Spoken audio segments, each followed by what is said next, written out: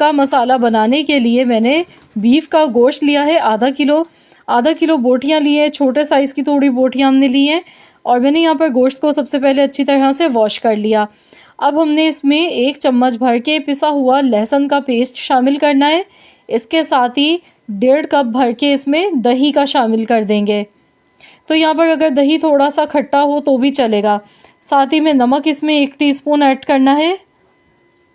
अब इसमें हम मसालों में सबसे पहले कुटी हुई लाल मिर्च डालेंगे। 1 टीस्पून भर के आपने इसमें शामिल कर देना है, इससे बहुत ही अच्छा इसका जायका आएगा। और अब इसमें हमने 2 टीस्पून भर के कुटा हुआ धनिया इसमें शामिल करना है। बहुत ज़्यादा मोटा कुटा हुआ धनिया नहीं है, बस नॉर्मल सा इसे पीस लिया था। इसके साथ ही ज़ीरे का पाउडर इसमें जाएगा 1 टीस्पून। इसके साथ ही हल्दी पाउडर भी इसमें 1 टीस्पून आपने ऐड करना है। कश्मीरी लाल मिर्च इसमें डालेंगे 1 टीस्पून, इससे कलर अच्छा आएगा, लेकिन ये बिल्कुल भी तीखी नहीं होती है। 1 टीस्पून ही कुटी हुई लाल मिर्च ऐड कर देंगे।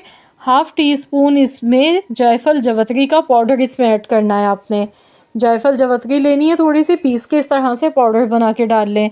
अब गोश्त को गलाने के लिए यहाँ पर मैं ले गई हूँ मीट टेंडराइज़र पाउडर। तो आप किसी भी कंपनी का कोई भी अच्छा सा मीट टेंडराइज़र पाउडर ले सकते हैं। मेरे पास पपाया पाउडर है, ये मैंने यहाँ पर लिया है 1 टीस्पून भर के।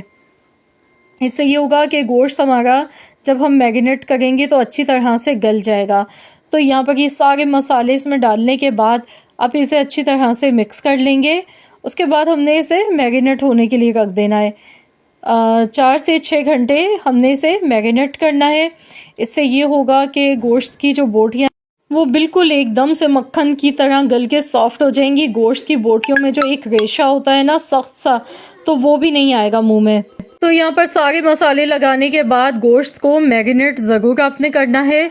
तो कम से कम 4 घंटे करें, अगर ज़्यादा टाइम है तो आप इसे 6 से 8 घंटे के लिए भी रख सकते हैं।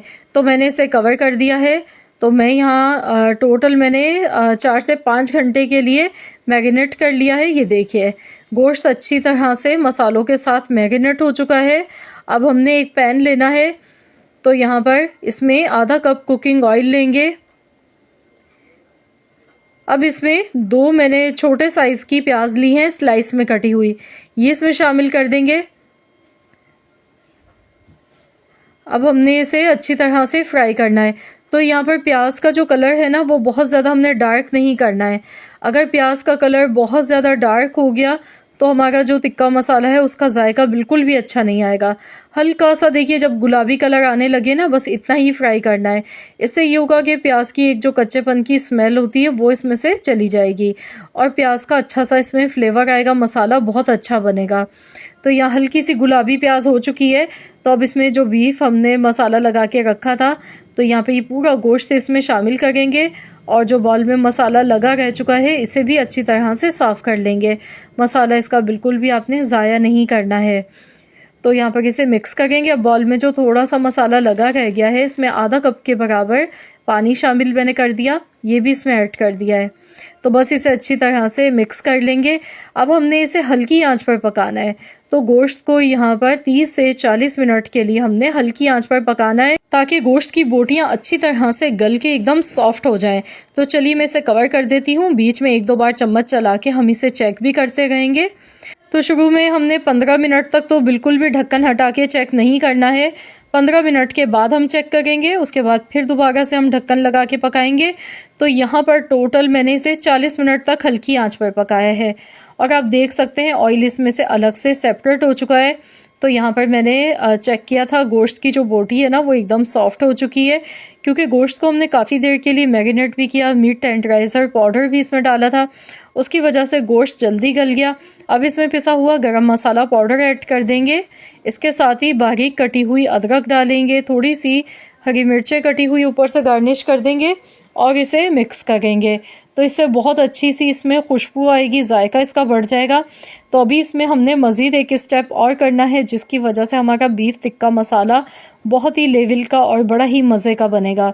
तो हमने करना क्या है, यहाँ पर हमने कोयला गरम करना है, स्मोक लगाना है। स्मोकी फ्लेवर इसमें बहुत अच्छा लगेगा, क्योंकि हम बीफ टिक्का मसाला बना रहे हैं तो इसमें बारबेक्यू का टच बड़ा ही अच्छा सा लगता है।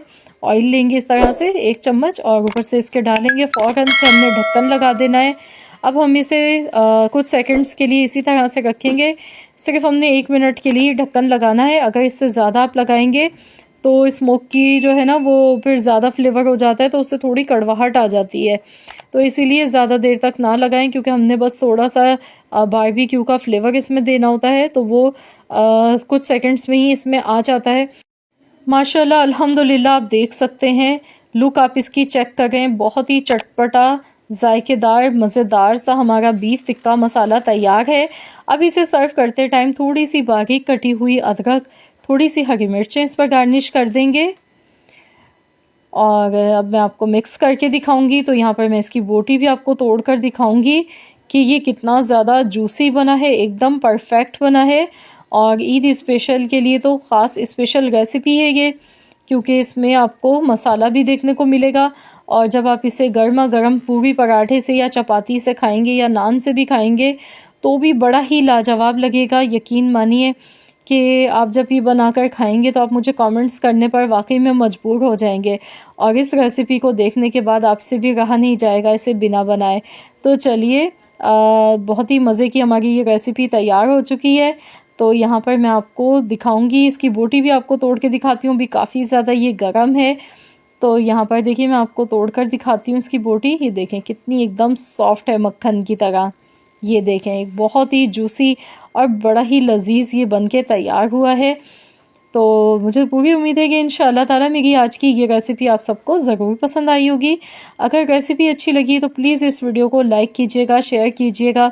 चैनल पर नए हैं तो चैनल को भी ज़रूर एक बार सब्सक्राइब कर लें और साथ ही में दिए गए बेल आइकॉन को प्रेस कर दें, ताकि आपको मेरी हर नई आने वाली वीडियो का नोटिफिकेशन सबसे पहले फ्री में देखने को मिल सके। और मुझे कमेंट्स में ज़रूर बताएं कि आप ईद के हवाले से मेरे चैनल पर ऐसी कौन सी रेसिपीज़ हैं जो आप देखना चाहते हैं। तो मेरी पूरी कोशिश होगी कि इंशाअल्लाह ताला मैं आपके साथ वही सारी रेसिपीज़ शेयर करूं जिसकी आप लोग मुझे रिक्वेस्ट भेजेंगे। और मैं पूरी कोशिश करूंगी कि आपकी जितनी भी रिक्वेस्ट हैं वो सब मैं पूरी कर सकूं। तो मिलते हैं इंशाअल्लाह ताला एक और नई वीडियो के साथ। तो जब तक के लिए अल्लाह हाफ़िज़।